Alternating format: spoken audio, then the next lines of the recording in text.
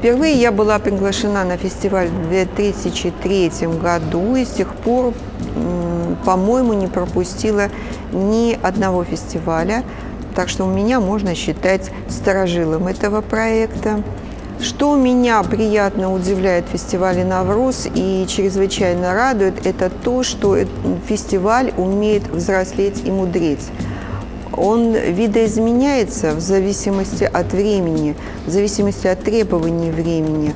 Он предлагает новые формы, он предлагает новый взгляд на тюркский театральный мир.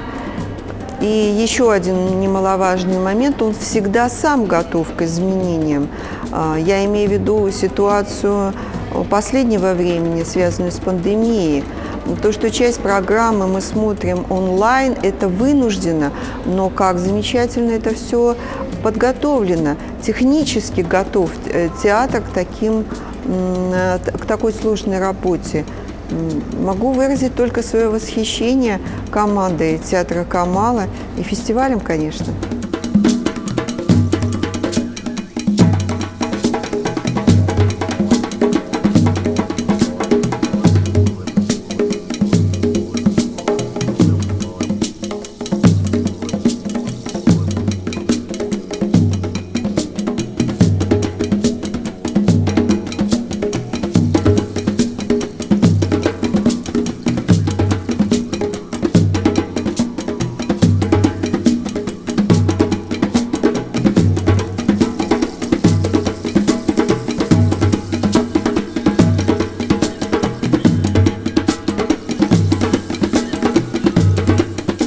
Жашылықтың күнлі Қарубистен, Талтар, Башқыр, Тыва, Хакас театрдың ішчілері Ақтөбемістен, Алтай Дерістен келгенерде біздерді ұтқып тұрыбыз.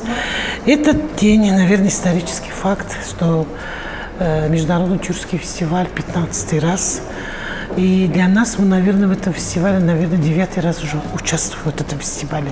Для нас самое главное, это фестиваль объединяет всех тюркских народов, именно сохраняя развитие национального языка, родного языка, сохранение и развитие национальной драматургии. Это имеет огромный пласт для того, чтобы мы развивались, продолжались развитие театрального искусства каждого своего региона.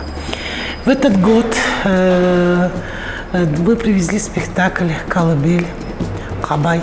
Это на алтайском языке «Хабай» переводится как «колыбель». И это очень важно, что вот этот фестиваль, посвященный Республика Алтай, Республика Хакасия, Республика Тыва, нас объединяет. Это 3 вершины горы, которые мы объединяемся границы территориально. И хотелось бы, конечно, вот в этом фестивале, вот это Хабай, вот это колыбель, это и по роману «И дольше века длится день» Чингиза Айтматова. Это проблема манкуртизма. Когда я немного говорить не буду, но вот эта проблема национальных театров в современном мире, это язык, свой язык сохранить, это сохранить свои обычаи и традиции, это возвращение своим истокам. Тогда у нас есть сила и дух, и, наверное, достоинство каждого народа.